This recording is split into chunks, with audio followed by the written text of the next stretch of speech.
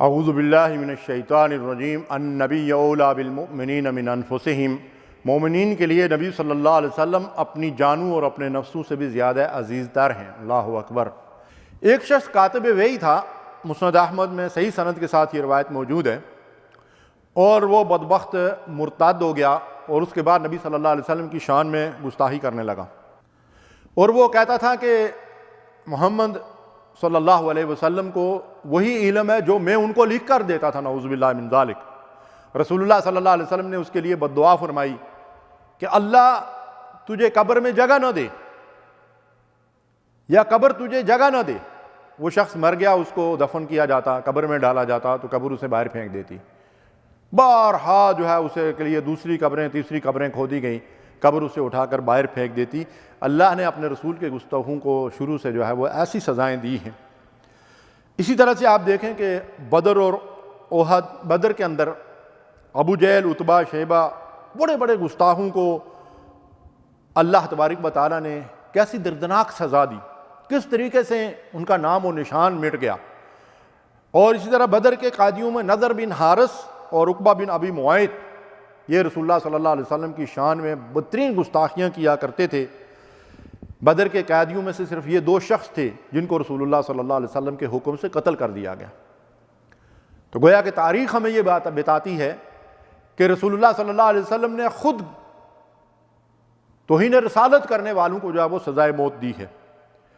احد کے میدان میں جب نبی صلی اللہ علیہ وسلم کے گرد گھیرا تنگ ہو گیا تو صحابہ اکرام نے کس طریقے سے آپ پر اپنی جانیں نثار کی۔ حضرت طلحہ رضی اللہ تعالیٰ عنہ سینہ تان کر رسول اللہ صلی اللہ علیہ وسلم کے سامنے کھڑے ہو گئے۔ 70 سے زیادہ تیر جو ہے ان کے سینے کے اندر پیوست ہو گئے۔ اللہ کے ہاں اپنی جان دے دی، لیکن رسول اللہ صلی اللہ علیہ وسلم کی طرف تیر نہیں آنے دیے۔ اللہ اکبر۔ ابو دجانہ رضی اللہ تعالیٰ عنہ نے بھی اپنے ہاتھ رسول اللہ صلی اللہ علیہ وسلم کے سامنے کھڑے کیے، بری طرح زخمی ہو گئے، حضور کی طرف آنے والے تیروں کو اپنے ہاتھوں پر روکتے تھے، حتیٰ کہ صنف نازک ام عمارہ رضی اللہ تعالی عنہا، اللہ ان پہ اپنی کروڑہا رحمت نازل فرمائے، درجات بلند فرمائے، انہوں نے بھی تلوار سونت لی، اور اللہ کے نبی صلی اللہ علیہ وسلم نے فرمایا کہ میں دائیں طرف دیکھتا تھا تو ام عمارہ تلوار چلا رہی ہیں، بائیں طرف دیکھتا تھا تو ام عمارہ تلوار چلا رہی ہیں۔ اس طرح وہ لوگ رسول اللہ صلی اللہ علیہ وسلم سے سچی محبت کرنے والے اس طرح حضور کا دفاع کرتے تھے۔ مکے میں ایک بدبخت گستاخ رسول تھا، خالد الحزلی اس کا نام تھا۔ ایک دن اللہ کے نبی صلی اللہ علیہ وسلم نے فتح مکہ سے پہلے کا واقعہ ہے، صحابہ کے درمیان یہ ارشاد فرمایا کہ ہے کوئی جو خالد الحزلی سے مجھے نجات دلائے۔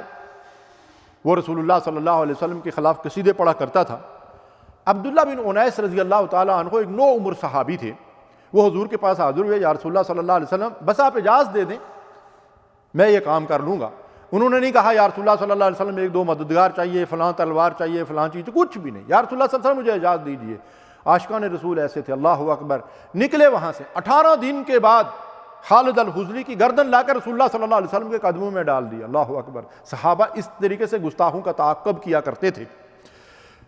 حضور صلی اللہ علیہ وسلم نے فرمایا عبداللہ یہ چہرہ کامیاب ہو گیا، اور اس کے بعد آپ کو ایک عصا مرحمت فرمایا، عنایت فرمایا، اور فرمایا کہ یہ قیامت کے دن نشانی ہوگا، اور انہوں نے مرنے سے پہلے اس بات کی وصیت کر دی تھی کہ یہ عصا میری قبر میں میرے ساتھ جو ہے وہ دفن کر دیا جائے۔ یہ تحفظ ناموس رسالت کی نشانی، زاد المعاد اور ابن ہشام نے اس روایت کو جو ہے وہ بیان کیا ہے۔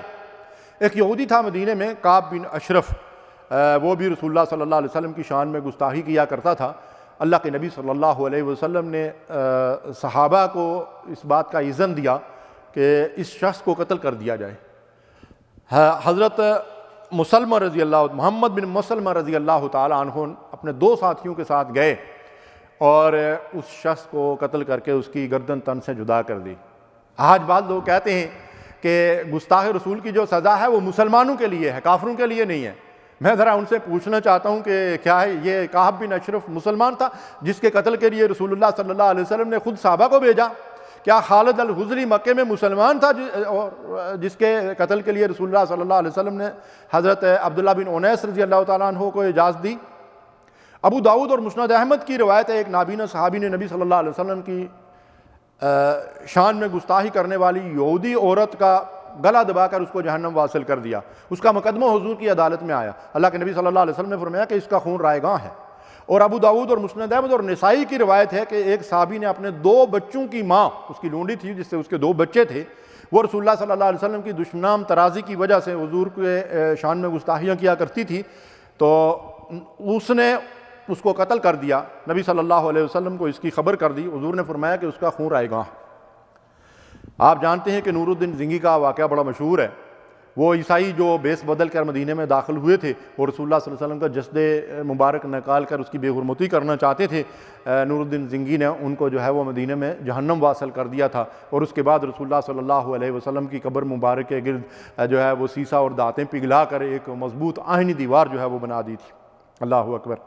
فتح مکہ کے موقع پر رسول اللہ صلی اللہ علیہ وسلم نے لا تثریب علیکم اليوم وانتم الطلقاء عام معافی کا اعلان کر دیا، لیکن اللہ کے نبی صلی اللہ علیہ وسلم نے گن گن کر ان گستاخوں کے نام لیے جن میں 2 عورتیں اور 4 مرد تھے۔ بعض روایات میں 4 کا ذکر آتا ہے، بعد میں 6 کا ذکر آتا ہے، شاید عورتوں کے ساتھ 6 کی تعداد ہو۔ رسول اللہ صلی اللہ علیہ وسلم نے فرمایا کہ یہ فلاں اور فلاں اگر کعبے کے پردوں میں لپٹ کر چھپ جائیں، وہاں سے بھی نکال کر ان کو قتل کر دیا جائے۔ اللہ اکبر۔ بخاری اور مسلم کی روایت ہے۔ تو میں ان مسلمانوں سے اور ان علماء سے جو یہ کہتے ہیں کہ یہ سزا صرف جو ہے وہ مسلمانوں کے لیے ہے، تو کیا یہ کعبے کے پردوں میں چھپنے والے گستاخان رسول مسلمان تھے یا منافقین تھے؟ نہیں، یہ تو پکے کافر اور رسول اللہ صلی اللہ علیہ وسلم کے دشمن تھے۔ نبی صلی اللہ علیہ وسلم نے حرم کے اندر بھی اس بات کا حکم دیا کہ ان کی گردنیں اڑا دی جائیں، اس لیے کہ یہ گستاخ رسول تھے۔ بھائی گستاخ رسولوں کو صرف اور صرف اللہ اور اللہ کے رسول نے ہی جو ہے مطلب یہ ہے کہ سزا نہیں دی، بلکہ ایک واقعہ میں پہلے بھی بیان کر چکا ہوں کہ ابو لہب کا وہ بیٹا جس نے نبی صلی اللہ علیہ وسلم کی شان میں گستاخی کی تھی، ایک شیر نے اس کو چیر پھاڑ کر پھینک دیا تھا۔ ایک اور واقعہ ملتا ہے، اور یہ واقعہ اپریل 2008 میں امام کعبہ نے خطبہ جمعہ کے اندر بیان فرمایا تھا۔ بڑا مستند واقعہ ہے، الدرر المنصور جلد دوم کے اندر حوالے سے انہوں نے یہ واقعہ بیان کیا تھا کہ ہلاکو خان کے دور میں منگولیوں کے ایک سردار نے عیسائیت قبول کر لی۔ اس نے ایک بڑی مجلس منعقد کی اور اس میں بڑے بڑے پادریوں کو بلایا تقریریں کرنے کے لیے۔ ان میں ایک پادری نے جو ہے وہ رسول اللہ صلی اللہ علیہ وسلم کی شان میں گستاخی کی، تو قریبی بندھا ہوا ایک کتا تھا جو اس کے اوپر حملہ آور ہوا، تو اس کتے کو جب روک دیا گیا تو اس کے بعد اس کے کسی ساتھی نے کہا کہ یہ کتا تیرے اوپر جو ہے وہ حملہ آور ہوا ہے، تو اس نے کہا کہ نہیں مسئلہ اصل میں یہ تھا کہ میں ایسے ہاتھ کا اشارہ کر رہا تھا اور اس نے سمجھا کہ یہ میری طرف اشارہ کر رہا ہے، اس لیے وہ میرے اوپر حملہ آور ہوا۔ اس نے پھر دوبارہ رسول اللہ صلی اللہ علیہ وسلم کی شان میں اس سے زیادہ گستاخی کی، تو اس کتے نے جو ہے وہ رسی توڑ کر جو ہے اس شخص کے اوپر حملہ کیا اور اپنے نوکیلے دانت اس کی گردن میں یوں گاڑ دیے کہ اس وقت چھوڑا جب وہ جہنم میں پہنچ گیا۔ اللہ اکبر۔ تو رسول اللہ صلی اللہ علیہ وسلم کی ناموس اور حضور کی عصمت اور حضور کی عزت اور حضور کا تحفظ تو اللہ تبارک و تعالیٰ نے خود کیا، اور اس کے بعد اللہ نے اپنے بندوں سے کرایا، اور اللہ تبارک و تعالیٰ نے اپنی جو ہے وہ مخلوق سے بھی اس کا تحفظ کرایا۔ تو رسول اللہ صلی اللہ علیہ وسلم کا تحفظ تو اس طریقے سے کیا گیا۔ اللہ تبارک و تعالیٰ ہمیں بھی اپنے رسول کی عزت اور ناموس کی حفاظت کی توفیق دے۔ وآخر دعوانا الحمدللہ رب العالمین۔ صلوا